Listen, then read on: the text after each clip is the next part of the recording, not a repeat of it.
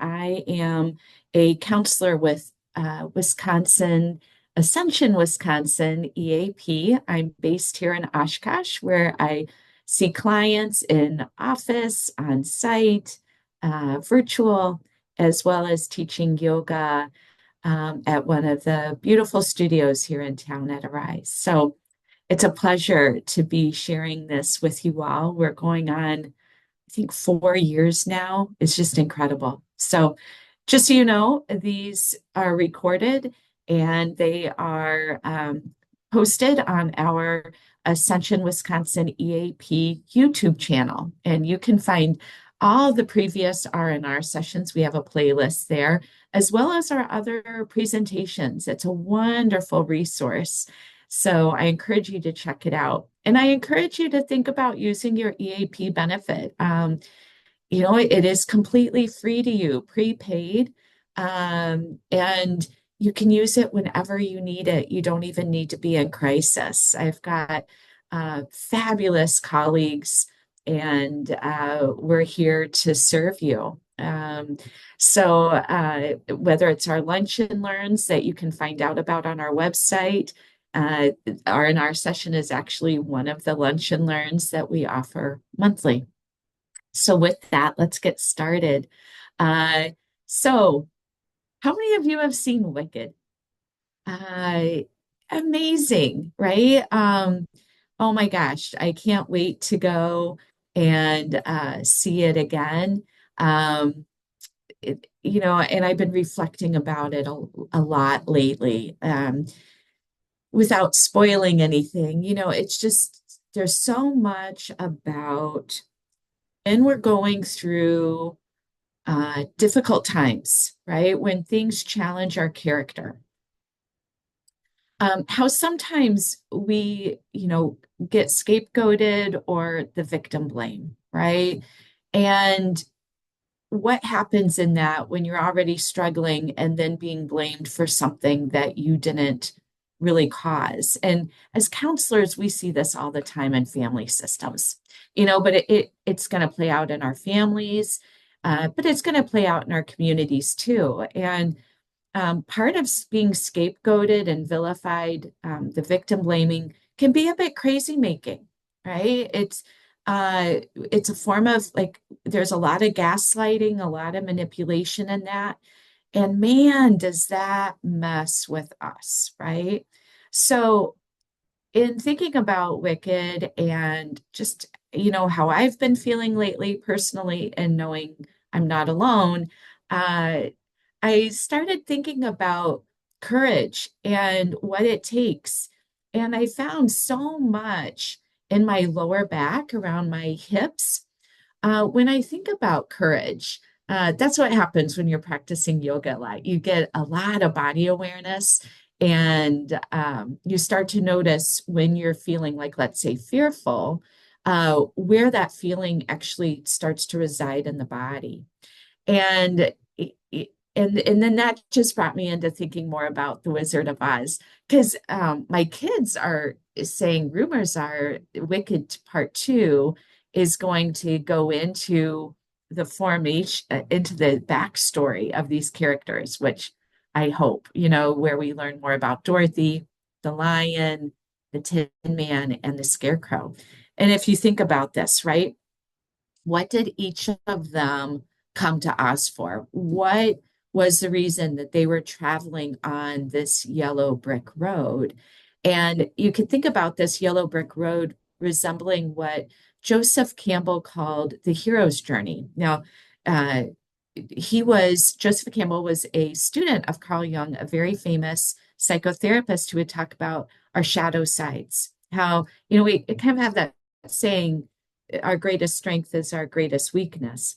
And so, for instance, my strength is being very, very loyal. The shadow side of that is being a jealous person. Okay. And the Enneagram, if any of you are familiar with the Enneagram, that's that really helps us in terms of that uses all of Carl Jung's theories. Okay. So, but let's think about this hero's journey and how we're all on this hero's journey. Pixar actually uses the whole idea of hero's journey as the plot line for all of their movies. But you could think of Star Wars, oh my gosh, Marvel, so many. We just collectively around this planet focus a lot of our stories around the hero's journey. Uh, when we are met with conflict, who are we on the other side of it? When the rain passes, what's the rainbow? Okay. And so to think about these core pieces, the lion wanting courage, right? The scarecrow wanting a brain, the tin man, a heart, and Dorothy just wanted to be home, right? And all of that, there's a lot. When you start to unpack those words, there's a lot to them, right? So, when we think about shadow side, so courage, right? We're trying hard to be courageous. On the other side of that might be fear, right? What are we feeling like we have to be courageous about? The brain, the scarecrow. When we don't know, right? And you think about all the emotions that get tied to that, right? They're not linear, they're not separate, not knowing that creates some fear too. Um, but it also creates wishy-washiness. If we're living our life like, I don't care, doesn't really matter to me, I don't know, you're really missing out on a big part of yourself. Because the brain, the knowing, isn't just about facts and data, it's about knowing yourself, knowing your whole self. And the fact that wisdom resides throughout the whole body. We can feel it in our heart. We can feel it in our gut, our solar plexus, right? There's much more to the brain. The brain's not just here isolated, it is the whole body, right? So, so brain, and not knowing. And then we've got the heart. And what happens when we've been wounded, right? When our heart just hurts. And have we covered it up? Have we put it in a jail cell? Have we created these really rigid boundaries? Have we turned ourselves off to emotion and people? Are we even isolating more now and not connecting, not nurturing those connections? Okay. And then Dorothy just wants to be home, whether it's back in the past that doesn't exist anymore, or a sense of belonging, that wherever we put our feet, that's where our home is, that's our reality. So let's take a moment here and join them in this hero's journey. So here you are, the yellow brick road. Okay, it's beautiful. The hero's journey doesn't have to be ugly or scary, right? You can have the poppy field, you can have the beautiful sunshine, golden fields. Okay, and take a moment here. We're going to move into our grounding and deep breathing before we start some of our chair yoga. So let's get anchored in our space. So thinking about Dorothy, right? And how she clicked her heels. Okay, what did she say? I can't even remember. I think it was like, I just want to be home. There's nothing like home. There's nothing like home. So let's plant our feet and look down at where your feet are planted right now. Okay. You're exactly where you're supposed to be right now. And sink into that. Sink into this environment you're in physically. Note the floor and the support of the floor. Note the support of the chair. The chair supporting not just your bottom and your thighs, your back, but the entire weight of your body.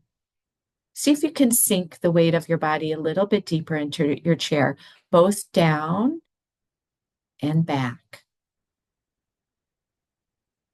You might bring a gentle roll to the shoulders, rolling them back and down and away from the ears, lifting through the crown of the neck, through the crown of the head, and center yourself here. Center yourself here on your own hero's journey. We are each on that hero's journey. It lasts a lifetime. We can rest whenever we want to. We can take detours, but honestly, the detour is part of the journey. And maybe close your eyes, soften your cheeks, your jaw, all the muscles of the mouth and the tongue, the throat, the front of the body. Just find a place of ease and stillness and effortlessness as you bring awareness to the rise and fall of the belly. It extends out with the inhale and comes in towards the spine on the exhale. And you just breathe gently here through the nose, in and out, letting the breath calm and become more even, more smooth, and deeper. Notice how there's energy to the breath, and that energy travels through the body. You know, the breath is just going down the throat into the lungs, but notice how we can feel it right down in the abdomen, maybe even down in the hips or the tailbone, even up in the shoulders, the collarbones. The body breathes as one. It's fully integrated here and always. So maybe bringing in a sense of gratitude for that, that full body embodiment that you have. Let's take a couple of more breath cycles here, sinking a little bit deeper into our breath. And maybe thinking about what we need for our hero's journey. Do you need a sense of belonging and home? Do you need courage? Do you need more heart? More knowing, self-knowing, wisdom, connection to your wisdom? Or is it completely different? And with this self-awareness, let's start to open our eyes and move into our chair yoga practice or chair stretches. Okay, with the intention, with this awareness that you developed. So bring it forward, don't put it aside, keep with it. And I'm going to make my screen a little bit bigger so you all can see me. And we're going to bring our awareness down into our hips here. So I want you to take your hands and place them down on, so your fingertips are going to come to either side of your spine.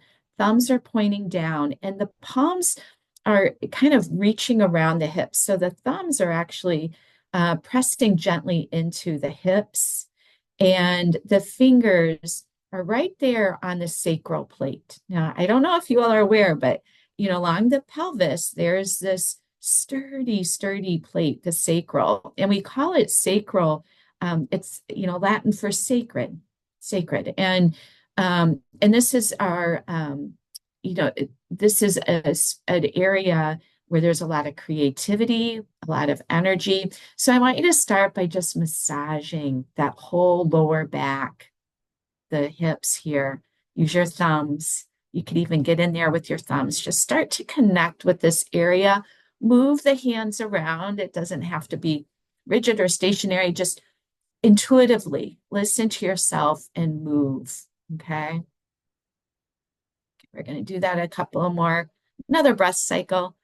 And then you can come to stillness, and we're going to move our hips. We're just going to do some hip circles here as if you're tracing a circle on the bottom of your chair. And we're just working through to loosen that up, reverse direction. It's almost like you're a belly dancer. My mom said when I was little, she was taking belly dancing lessons at the Y, and I would sit there and watch all these women belly dance. It was like a 2 or 3 year old, even a 4 year old. She did it for years. It's hilarious. All right, come back to stillness. And now let's tilt the tailbone forward and back, forward and back. Notice what's releasing for you. What are you experiencing? Good. Come back to center. Feel it. Okay, but keep your hands here and notice what it takes, the work the hips and the lower back are doing to hold us upright. And I want you to think about not just upright in your posture, that's a big part of it, but also in your character. Okay. Connect with that. Give yourself props for the way you stand up and stand within your character, what you know to be true for yourself. All right. Take a moment here. And then let's bring our hands, our fingers, we're going to use them again, and bring them to the bottoms of our rib cage, okay? And again, your thumbs now are going to be facing up, but wrapped around the rib cage. And you're just going to massage again, massage the rib cage here. And start to move in with your fingertips towards the bottom of the sternum. And let's start to really gently massage that softness right under the sternum between the rib cage. This is where we digest. And this is actually part of courage too, because we're taking in information and trying to figure out what to do with it. There's discernment. What are we going to digest in terms of information, reactions, right? There's a lot of work that's done here, not just digesting our food. Good. Bring your hands back to your rib cage, okay? And we're going to circle as if you're scraping the sides of a barrel with your rib cage. Good. And when you come back, reverse direction, inhaling as you come forward, exhaling as you go back, bringing in that diaphragmatic breathing if you lost it. Good. Come back to center. All right, now we're staying still with this idea of courage, and we're going to come to our throat. Okay, so just massage the neck, the back. Okay, yeah. And then we're going to drop the chin towards the chest. And we're going to circle. So make a circle with the chin as if you're drawing a chin on the wall in front. So that's a way to avoid pinching the cervical spine. Hug that navel center in, but breathe deep, reverse direction when you bring the chin down. Close your eyes maybe. Good. So a lot about the throat is, when do we say something? Come back to center. Which battles are we going to choose? Which boundaries do we set when, right? A lot of work here. So it's nice to give that area some tender loving care. Let's move into the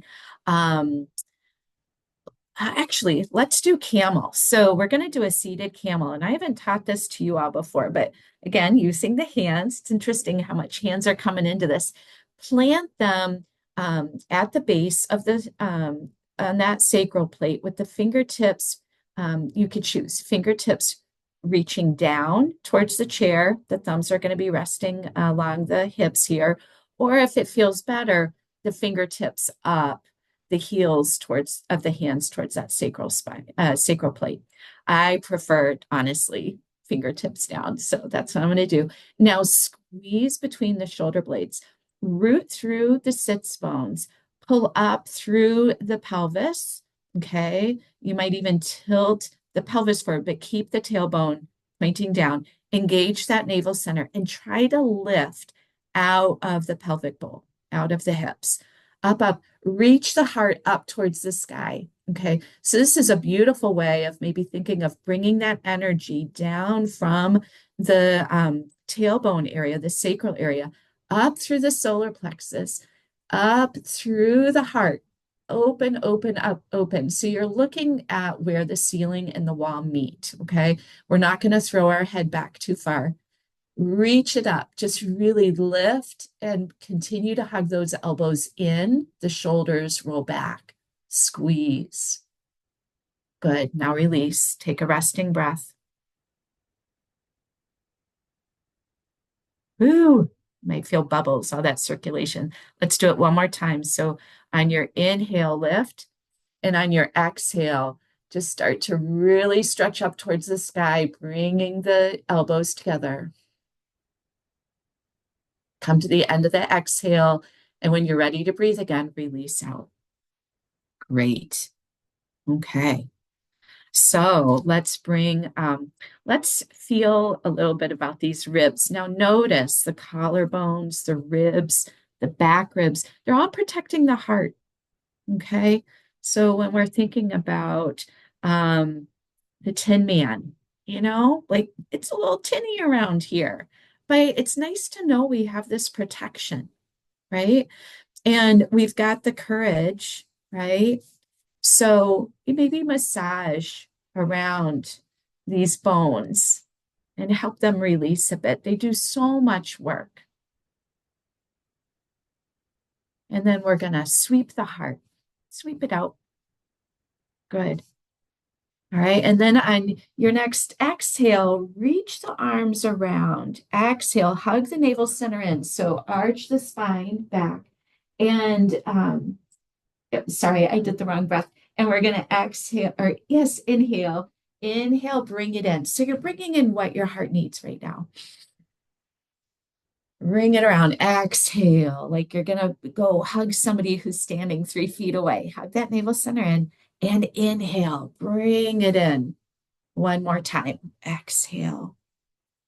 And inhale. Very good. Hands come back to the lap. Close your eyes and just feel.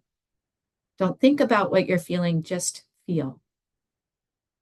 Very good. Now bring your hands to your shoulders. We're going to massage the heart a bit, make circles with your elbows, and bring awareness to the scapula, your shoulder blades, massaging the back of the heart. Reverse direction. Okay, we're moving the front too. You're keeping that navel center engaged, gently hugging it in to provide that stability. Good. Bring it back to center. All right. And then let's clear the head. Sweep the forehead. And then just hold the head. What does your head feel like? And you might press like, oh, what is going on? I don't know what to do. You might just squeeze the head a little bit, not so much just in angst, but just, oh, thank you, scalp. Just help it release. Maybe move the fingers. Give a nice scalp massage. Yeah. And then let's anchor the mind a bit. So we're going to bring our fist and you're going to bring it to the forehead and just gently press the forehead into the fist. Notice the core really engaged there. Good. Okay. And now we're going to clasp the hands, bring it towards the back of the head, tuck the chin, and lean your head back as if you're pressing up against a headrest. Good. Let's do that again. Release. And on your next inhale, press back. On your exhale, release. Now we're going to bring the right hand to the left side of the head. And you're just going to press. Press into the hand. And then switch sides. The left hand comes to outside of the right head. And you just press the head into the palm. Good. Okay. So bring your fingertips to here, the third eye, all right? There's this wisdom, but this is where our cognitive functioning is. This is the executor, okay? This is where we think our whole body is this little part of the brain, right? We've overvalued it. But bless its heart, oh my gosh, what we do to it. So let's massage. Yeah. And let's also honor the other wisdom centers in our body. So the wisdom around our heart, massage that. Massage the solar plexus and the abdomen, the gut. Okay, bring the hands down. Feel. Close your eyes, maybe. And if you're moved to the front of your chair, you might want to scoot back. We're going to do some work with our feet, right? Dorothy, belonging.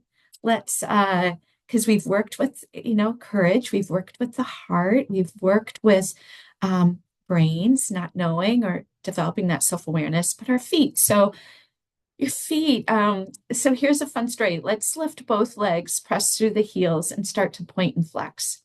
When I was in my yoga teacher training, my teacher, who honestly just recently passed, it's a couple of months ago, but now rotate your ankles. I would sweat profusely when it came to teaching my classmates reverse direction. And he would put me in an inversion where your feet are up in the sky and your hips are, you're laying on the ground. Drop the left foot and let's pulse the right leg up and down. And that's the position for fear because you're putting your feet where your head are.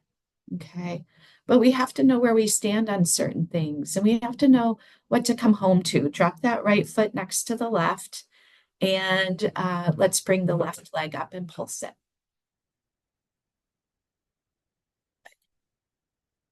Let's move it around, release it back to the floor, and start to move the knees back and forth, just like kind of flutter them towards each other in a way. Yeah. Okay. And then do whatever might feel good right now. I feel like I want to lift my legs. I actually have my ankles crossed and I just want to lean forward. So you might come into that. You might keep your feet on your heels on the ground, but start to hinge at the hips and come forward. But if there's another stretch that you prefer, listen to that, do that. I'm going to lift up. If you're joining me, reverse. So cross the opposite ankle on top and lean forward. And then I am going to teach you probably the most unattractive yoga pose you could ever do, and that's Simbasana, Simba lion pose. Okay. And I'm going to be incredibly vulnerable, but I also know you're really not going to see me if you're doing this properly. Uh, so what you do is you make your hands into a claw. Okay. And we're going to take a deep, I'll just explain it first before I demonstrate it. We're going to inhale, okay? And on our exhale, you stick the tongue out and you take your eyes and go cross-eyed looking at the middle of the forehead or between the eyebrows as you kind of lunge forward a little bit, okay? So we're going to inhale, exhale out. Inhale, release, relax. A cleansing exhale. One more time. Inhale, exhale it out. Good. Let's do it one more time. Resting for a breath cycle. All right. Join me if you haven't yet. Inhale, get your class ready. Exhale out. Okay. Come into stillness. Release back into your chair for your mini shavasana. Just let it all go. Schlump. Just schlump. We all need time. That's the beautiful thing about being home. We don't need to sit upright anymore. There's nothing calling on us. Just schlump. Rest. Soak it in. So the purpose of Shavasana at the very end is to just let the body absorb the benefits of the practice. You could think of it like the nectar.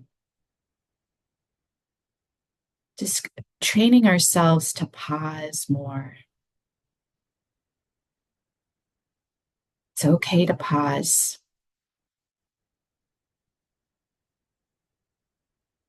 I share my screen.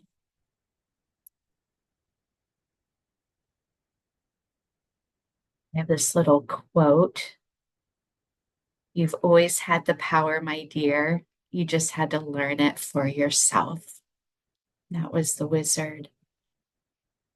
So the quote for today, I'm just going to share a Brene Brown quote. I came across this when um, recently these pictures the kids and I did well over 10 years ago. I was doing an online course with Brene Brown on imperfect parenting. And it was these different art activities where we could talk about type of home life we were co-creating, how we were going to treat each other. And belonging is a big theme for Brene Brown, right? And Brene says belonging is the opposite of trying to fit in.